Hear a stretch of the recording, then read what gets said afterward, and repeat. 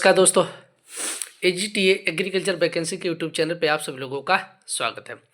तो जैसा कि आप सभी लोगों को पता कि आने वाले समय में आप सभी लोगों का एजीटीए का एग्ज़ाम होना है। तो आज आप सभी लोगों के सामने हम यूपी एजीटीए 2018 में जो पेपर हुआ था, उसमें जो एग्रीकल्चर का पोर्शन कुछ क्वेश्चन आया हुआ था, तो उसको आप सभी लोगों को हम इस यूट्यूब चैनल के माध्यम से आप सभी लोगों को हम सलूशन देने वाले हैं। इन्हीं संपूर्ण जो भी हमारे एग्रीकल्चर के क्वेश्चन पूछे गए थे, वैसे तो पूरा सिलेबस आप सभी लोगों को पता, सामान्य ज्ञान, मैथ, रीजनिंग, हिंदी, जीएस था, ठीक। लेकिन तो उसमें 50 क्वेश्चन जो हमारे सामान्य ज्ञान हम कह सकते हैं या एग्रीकल्चर उसमें इन्वॉल्व करके पूछा गया था। तो आज उसी का सोल्यूशन आप सभी लोगों के सामने हम लेकर आए हैं। और अगर इसको आप सभी लोगों को पीडीएफ चाहिए तो आप सभी लोग टेलीग्राम चैनल जरूर ज्वाइन कर लीजिएगा। टेलीग्राम चैनल पे आप सभी लोगों को इसका पीडीएफ उपलब्ध करा देंगे विथ आंसर। आंसर आप सभी लोगों को एक भी एरर नहीं रहेगा। इसके बाद जल्द आप सभी लोगों को हम सॉइल कंजर्वेशन की एक एग्जाम जो डिग्री कॉलेज में जैसे बहुत सॉइल कंजर्वेशन के जो क्वेश्चन है, ऑब्जेक्टिव क्वेश्चन है जो एग्जाम में पूछे जाते हैं, उसको आप सभी लोगों को इस यूट्यूब चैनल के माध्यम से उपलब्ध कराएंगे। और जितने भी एग्जाम इस समय हुए हैं जो पिछले कई वर्षों में हुए, उसका सॉल्यूशन आप सभी लोगों को इस यूट्यूब चैनल के माध्यम से। और एजीटीए 2013 में जो 100 क्वेश्चन एग्रीकल्चर का आया हुआ था, उसका भी सॉल्यूशन आप सब लोगों को इस यूट्यूब चैनल के माध्यम से जल्द लेकर आने वाले हैं।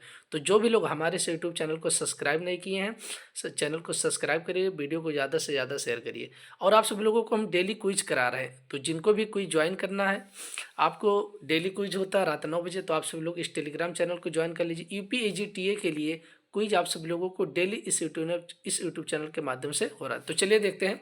क्वेश्चन नंबर 51 से स्टार्ट है, 100 तक है, ठीक है। चलिए देखिए, इसमें हमारा दिया क्वेश्चन 51।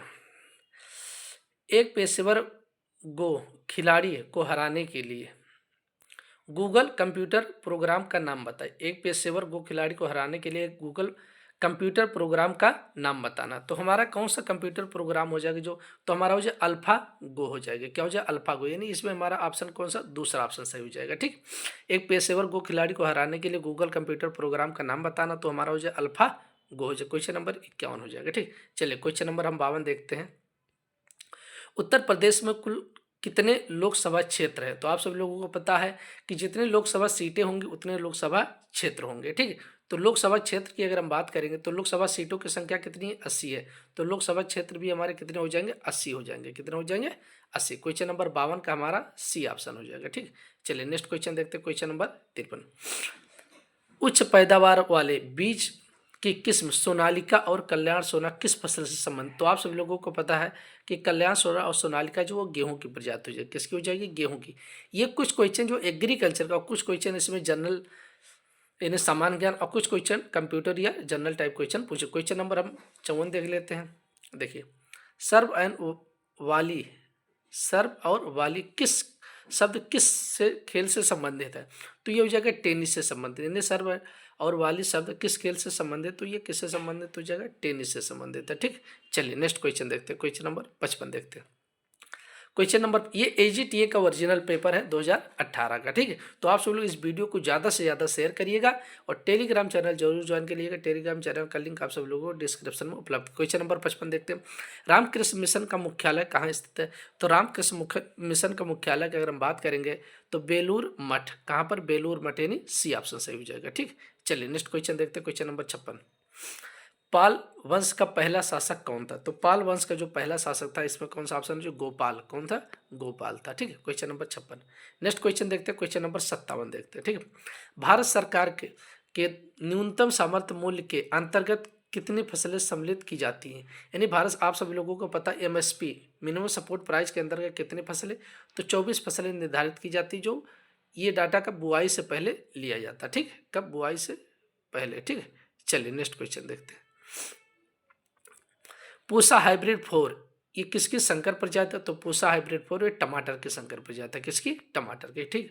क्वेश्चन नंबर हम 59 देख लेते हैं। देखिए, ये क्वेश्चन काफी, जो लोग नहीं पढ़े उनके लिए दिक्कत होगी।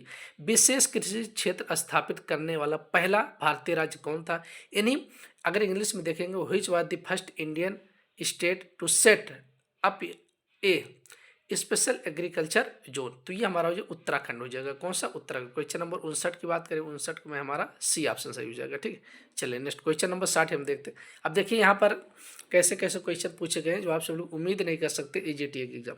शतरंज की ग्रैंड मास्टर होने वाली पहली महिला भारतीय, यानी पहली भारतीय महिला कौन थी? अब आप सब लोग देख सकते हैं, तो पहली भारतीय महिला कौन थी? यस विजय लक्ष्मी थी। कौन थे? यस विजय लक्ष्मी, यानी सी ऑप्शन हो जाएगा। ठीक है, चलिए नेक्स्ट क्वेश्चन देखते हैं, क्वेश्चन नंबर 61। तो क्वेश्चन नंबर 61 आप सब लोग देख सकते हैं, पहली डेनिश ईस्ट इंडिया कंपनी ने अपना परिचालन किस किस वर्ष में शुरू किया था? यानी first Danish east India company started operation, ये कब शुरू किया गया था? तो ये 1616 में प्रारंभ। कब? 1616 में। ठीक, चलिए क्वेश्चन नंबर 61। क्वेश्चन नंबर 62 हम देख लेते हैं, भारत में 30 जनवरी को किस दिवस के रूप में मनाया जाता? तो आप सब लोगों को 23 जनवरी को शहीद दिवस के रूप में मनाया जाता महात्मा गांधी जी के। ठीक, चलिए क्वेश्चन नंबर अब हम नेक्स्ट देख लेते हैं 63। मधुबनी कला कहाँ प्रसिद्ध है? तो ये आप सब लोग देख सकते हैं, काफी महत्वपूर्ण क्वेश्चन है। तो मधुबनी कला कहाँ प्रसिद्ध, अगर देखा जाए मिथिला, ये कहाँ? बिहार में। कहाँ पर? मिथिला बिहार में हो जाएगा। ठीक है, बी ऑप्शन सही हो जाएगा। ठीक है, चलिए नेक्स्ट क्वेश्चन देखते हैं 64। भारत में पहली आर्थिक जनगणना किस वर्ष की गई थी? तो भारत में पहली आर्थिक जनगणना जो किस वर्ष की गई थी? तो ये 1977 में की गई थी। कब? 1977, 64 का। चलिए क्वेश्चन नंबर 65 हम देख लेते हैं, 2006 से 2018 तक पेप्सिको की अध्यक्ष रहने वाली पहली भारतीय महिला का नाम बताइए। तो 2006 से 18 तक पेप्सिको की अध्यक्ष रहने वाली पहली भारतीय महिला तो इंदिरा न्यून थी। कौन थी? इंदिरा न्यून, यानी बी ऑप्शन सही हो जाएगा। ठीक है, चलिए नेक्स्ट क्वेश्चन देखते हैं, क्वेश्चन नंबर 66 हम देख लेते हैं। अब देखिए कंप्यूटर का क्वेश्चन पूछा गया, ईमेल प्राप्त करने के लिए कौन सा प्रोटोकॉल उपयोग में आता है? ईमेल प्राप्त करने के लिए कौन सा प्रोटोकॉल उपयोग में आता है? तो POP3, डी ऑप्शन सही हो जाएगा। कौन सा? POP3, डी ऑप्शन सही हो जाएगा। ठीक, क्वेश्चन अब देखिए ये यूपी स्पेशल से क्वेश्चन पूछा गया है, तो थोड़ा टिप, उत्तर प्रदेश के पहले मुख्यमंत्री गोविंद वल्लभ भाई पंत को किस वर्ष भारत रत्न से सम्मानित किया गया? अब आप सब लोग देख सकते हैं, ये यूपी स्पेशल, लेकिन तो डीप जाके पूछा, तो 1957 में। कब प्राप्त हुआ इन्हें भारत रत्न से सम्मानित किया गया? 1957 में। ठीक है, सी ऑप्शन हो जाएगा। कौन सा? सी ऑप्शन हो जाएगा। ठीक है, चलिए नेक्स्ट क्वेश्चन देखते हैं, क्वेश्चन नंबर 68 देख लेते हैं। ये देखिए इकोनॉमिक्स का क्वेश्चन है, क्वेश्चन नंबर 68 है, खाद्य बाजार की पारदर्शिता बढ़ाने के लिए G20 राष्ट्रों द्वारा अंतर एजेंसी व्यवस्था को क्या कहा जाता? तो अगर हिंदी में थोड़ा इंग्लिश में आसानी समझ में आ जाएगा, इन इसको हम कह सकते हैं AMIS का पूरा नाम क्या हो जाएगा? तो AMIS agriculture market information system, यानी पहला ऑप्शन सही हो जाएगा, कृषि बाजार सूचना प्रणाली, या इंग्लिश में हम कह सकते हैं एग्रीकल्चर मार्केट इंफॉर्मेशन सिस्टम हो जाएगा। ठीक है, तो 68 का हमारा पहला ऑप्शन हो जाएगा। ठीक है, चलिए नेक्स्ट क्वेश्चन देखते हैं, क्वेश्चन नंबर 69। ये भी देखिए यूपी स्पेशल से क्वेश्चन पूछा गया, चंद्र प्रभा वन्यजीव अभयारण्य उत्तर प्रदेश, तो चा से आप सब लोग देख सकते हैं चंदौली, चा से चंदौली हो जाए, तो चंद्र प्रभा वन्यजीव अभयारण्य उत्तर प्रदेश के चंदौली जिले में। ठीक है, चलिए नेक्स्ट क्वेश्चन देखते हैं, क्वेश्चन नंबर 70 देख लेते हैं। ये भी देखिए खेल से संबंधित क्वेश्चन पूछ लिया है, जो भारत की पहली महिला ओलंपिक किताब, भारत की पहली महिला ओलंपिक किताब विजेता का नाम बताइए। तो पहली महिला ओलंपिक किताब विजेता के नाम बताना है, तो करम मल्लेश्वरी हो जाएंगे। कौन?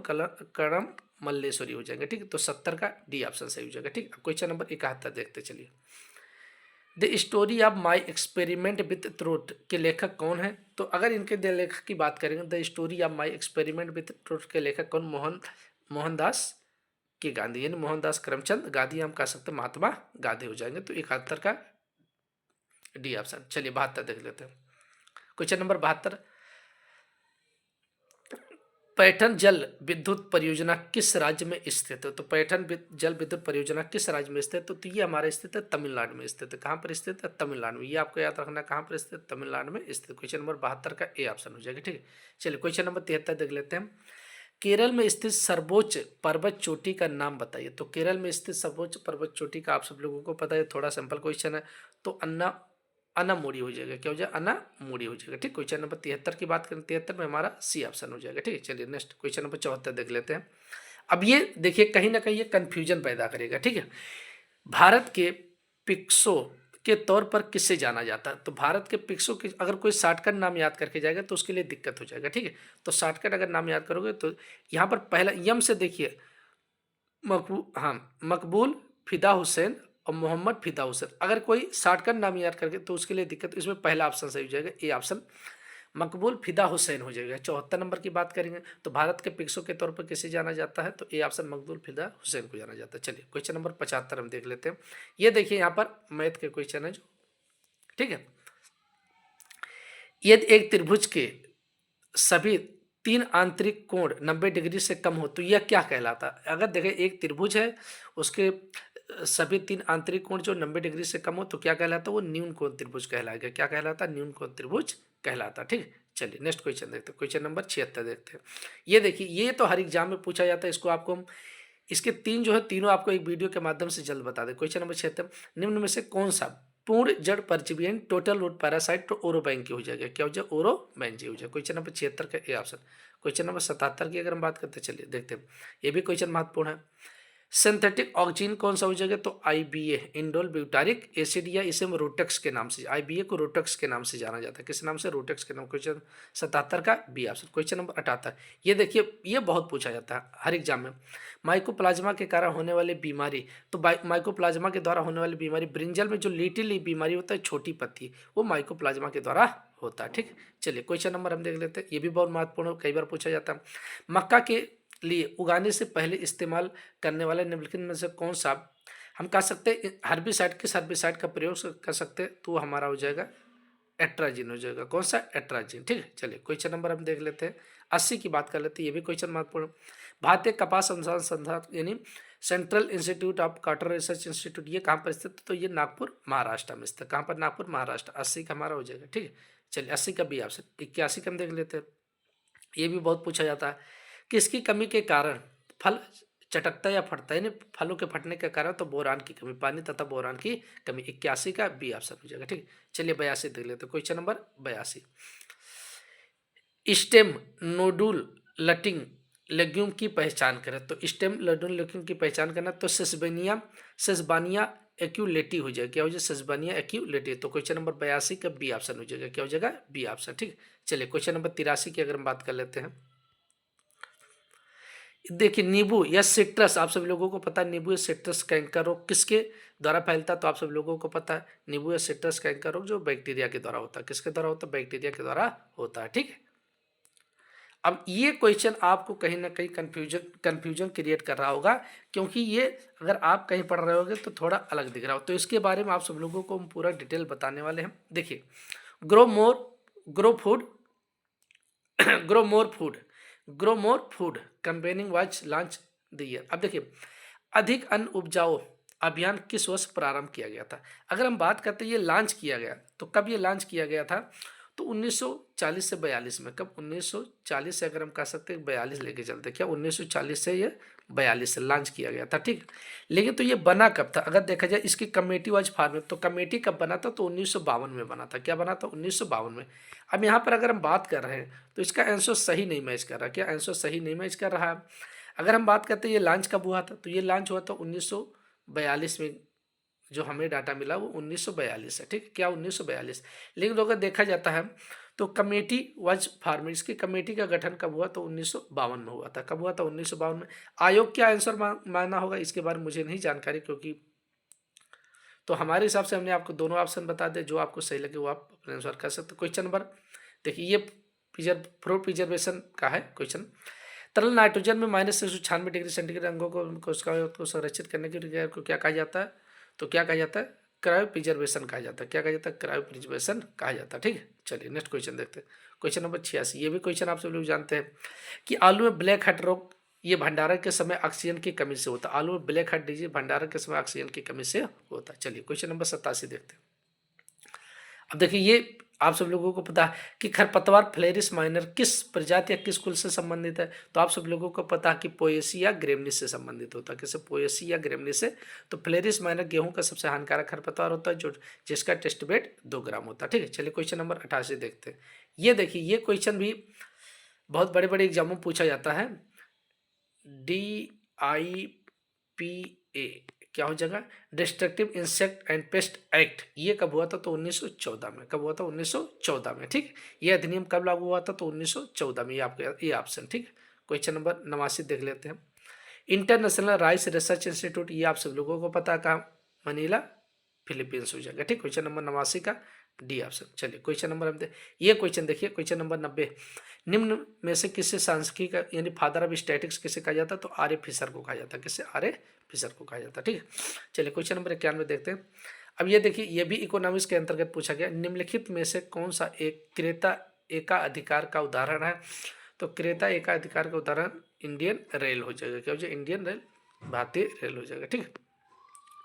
अब ये देखिए, ये कैलकुलेशन अगर आपको पता रहेगा तभी आप निकाल सकते हो। इसका कैलकुलेशन आपको जल्द हम वीडियो के माध्यम से बता देंगे कैसे निकाला जाता है।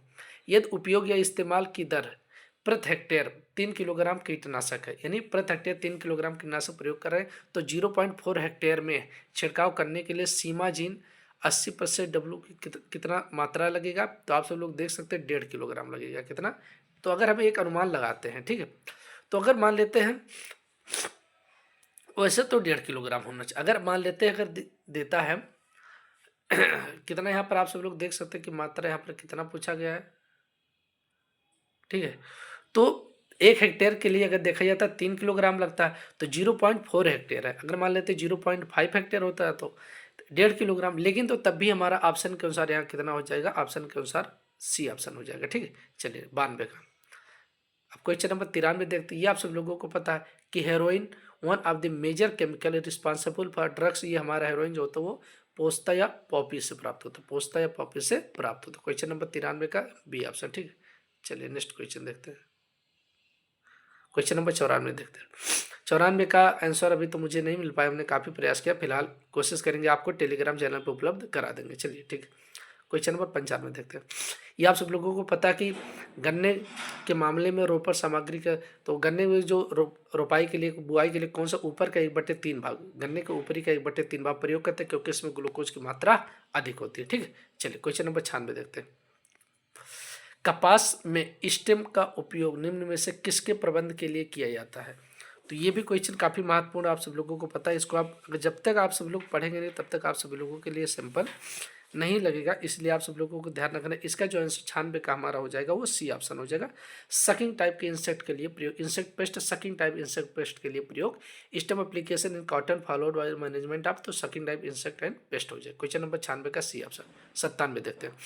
तंबाकू की वृद्धि दर अगर हम वैसे बात करते हैं तो होता है 100 से 150 ग्राम। कितना होता है, 100 से 150 ग्राम। लेकिन तो यहाँ ऑप्शन के अनुसार अगर हम बात करेंगे तो ऑप्शन के अनुसार हमारा जो आंसर सही होगा वो हमारा हो जाएगा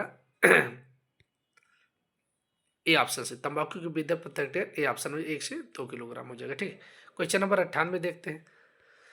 पार्थेनियम को कैसे जैव एजेंटों का उपयोग करके नियंत्रित किया जा सकता है, तो पार्थेनियम को जाइगोगामा बाई कोलोराटा के द्वारा, किसके द्वारा जाइगोगामा बाई कोलोराटा के द्वारा यहाँ प्रयोग करके नियंत्रित किया जा सकता है, तो डी ऑप्शन हो जाए। पार्थेनियम आप सब लोगों को पता है कि पार्थेनियम यानी कांग्रेस या गाजर घास जिससे बोला जाता है, इसके कंट्रोल के लिए जाइगोगामा बाई कोलोराटा का प्रयोग किया जाता है, ठीक है।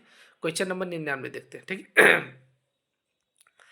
लहरदार भूमि और रेतीली भूमि की सिंचाई के लिए उपयुक्त विधि है, या हम इंग्लिश में देखेंगे, is the irrigation method suitable for undulating lands and Sandy soil, तो इसके लिए हम कौन सा प्रयोग करते हैं, तो सिंचाई के लिए हम क्या प्रयोग करेंगे, स्प्रिंकलर मेथड या फवारा विधि का प्रयोग करते हैं, ठीक है। 99 का बी ऑप्शन, ठीक है। चलिए नेक्स्ट क्वेश्चन देखते हैं। 100 क्वेश्चन लास्ट क्वेश्चन आ जाता है। तो क्वेश्चन, किस हार्मोन का उपयोग तृणनाशक के रूप में, और इंग्लिश में अगर होंगे, which of the following hormone is use for herbicide, तो आप सब लोगों को पता 2,4-D हो जाएगा। 2,4-D का प्रयोग हम हर्बिसाइड के रूप में, इसका प्रयोग फलों को पकाने के लिए भी किया जा सकता है। तो ये UPEGTA 2018 का पूरा सोल्यूशन आप सब लोगों को, सभी आंसर आप में इसमें 100% सही है, कोई भी क्वेश्चन गलत नहीं है। तो अगर इस सबका आप सब लोगों को PDF चाहिए तो टेलीग्राम चैनल जरूर ज्वाइन कर लीजिएगा। टेलीग्राम चैनल का लिंक आप सब लोगों को हम डिस्क्रिप्शन में उपलब्ध करा देंगे। और सभी लोग कमेंट बॉक्स में कमेंट करके जरूर बताइएगा ये वीडियो आप सब लोगों को कैसा लगा। चैनल को सब्सक्राइब करिएगा।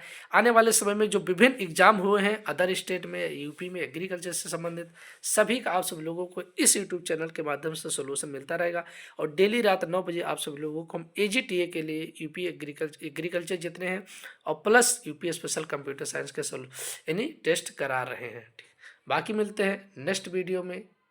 धन्यवाद।